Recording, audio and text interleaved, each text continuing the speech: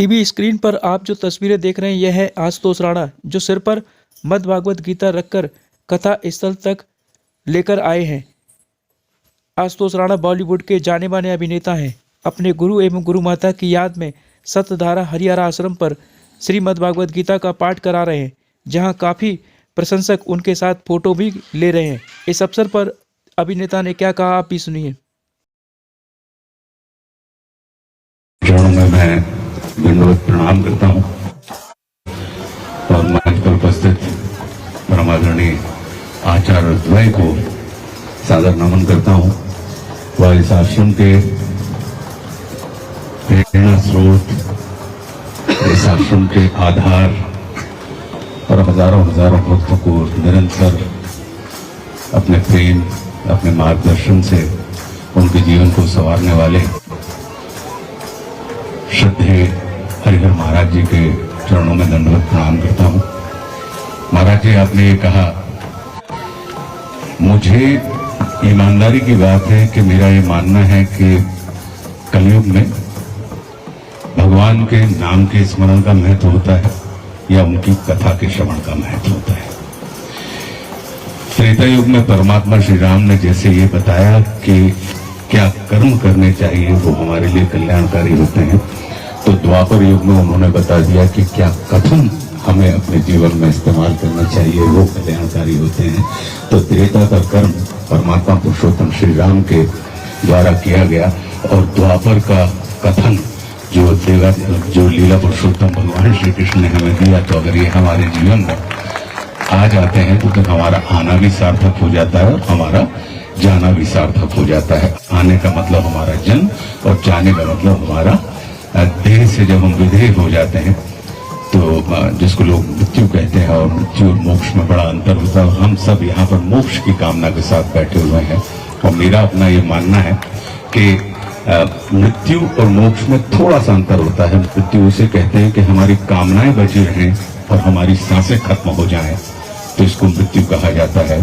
और मोक्ष वह होता है कि हमारी कामनाएं खत्म हो जाएं लेकिन सांसें बची रहें, तो ये मोक्ष हो जाता है। तो भागवत कथा का जो महत्व होता है वो कहीं ना कहीं हमारे जीवन में मोक्ष सिद्धाई इसलिए है कि वो हमारी कामनाओं, हमारी वासनाओं का शमन करता है, लेकिन हमारे श्वास जो है वो हमारे जीवन में वर्तमान रहती है, विद्यमान रहती है। तो शायद इसीलिए भागवत कथा का, और जैसा कि मैं संगीत का बहुत पक्षधर हूं, लेकिन मेरा अपना ये मानना है कि कथा में अपना संगीत होता है, उसके लिए किसी वाद्य यंत्र की जरूरत नहीं होती। क्योंकि वाद्य यंत्र होता क्या है, जैसे मरे हुए चमड़े को अगर कोई कुशल संगीतकार बजाए तो उसमें से संगीत निकलने लगता है। तो ये भी जो है भागवत कथा है, तो ये मरे हुए चमड़े हैं, इनको ये कुशलता से बजाते हैं तो इसमें से नाद निकलने लगता है और हम और आपका सबका जो जीवन है वो शोर से कहीं ना कहीं संगीत की दिशा में निकल जाता है। तो इसलिए मेरे मन में ये इच्छा थी महाराज जी कि भागवत कथा अगर हो तो सिर्फ कथा हो, क्योंकि कथा में ही, क्योंकि उसी कथा का अपने आप में महत्व होता है जिससे हमारे जीवन की व्यथाएं समाप्त हो जाए। अगर हम कथा सुन के हमारे जीवन की व्यथा समाप्त नहीं हुई तो फिर कथा का, कथाकार का और जो कथन सुन रहे हैं हमारे कानों का कहीं कोई अर्थ नहीं निकलता। तो ये हमारे लिए परम सौभाग्य का विषय है। परम पूज्य दत्ता जी की अद्भुत कृपा है कि उनको आज इस व्यास पीठ पर आप दोनों के जैसा विद्वान जो कथा के मूल अर्क में विश्वास रखते हैं, उन व्यक्तियों को पूज्य दत्ता की स्मृति में होने वाले इस श्रीमद् भागवत ज्ञान यज्ञ सप्ताह में उन्होंने व्यास गादी पर आपको चुना। क्योंकि चुनाव हम तो नहीं करते हैं, हम और आप नहीं करते हो। फिर आपने कहा कि मुख्य यजमान, और मेरा ये मानना है कि इस जगत में, इस पंडाल में आने वाला प्रत्येक व्यक्ति यजमान होता है, यहाँ पर कोई मुख्य नहीं होता। क्यों? क्योंकि यजमान का क्या मतलब हुआ कि जहाँ पे, जिसके घर पे आप अतिथि का आमंत्रण करते हैं, तो अगर देखा जाए तो हमारे और आपके तो सबके, हम और आप इस जगत में अतिथि हैं और हमारे जजमान तो ये हैं, लीला पुरुषोत्तम है। तो हम इनकी जजमानी को छुड़वा के अगर हम अपनी जजमानी करने लगे कि नहीं आप हमारे घर पे आए हैं, मैं इस चीज को नहीं मानता। मेरा ये मानना है कि आपने, हमने अपने जगत में हमें बुलाया है और आपने यहाँ पे हमें आमंत्रित किया है, तो ये आपकी जजमानी है, आपके ही श्री चरणों में सादर समर्पित है। और हम आज कृष्ण जन्म के अवसर पर यही प्रार्थना करेंगे कि धन्य है वह बांस जहाँ जन्म लियो बांसुरी ने, और धन्य वह राग जहाँ रास रचाई थी, और धन्य है वह गोपिका जो श्याम संग खेली थी, और धन्य वह रात जो श्याम हाथ आई थी। गोकुल की गोरी गोरी उम्र की थोड़ी थोड़ी एक आंख आजी एक आजो न पाई थी, और ठाणे रही हो श्याम तुम्हें नंद की दुआई, जरा बांसुरी बजाओ जैसे बाजना बजाई थी। जय श्री कृष्ण।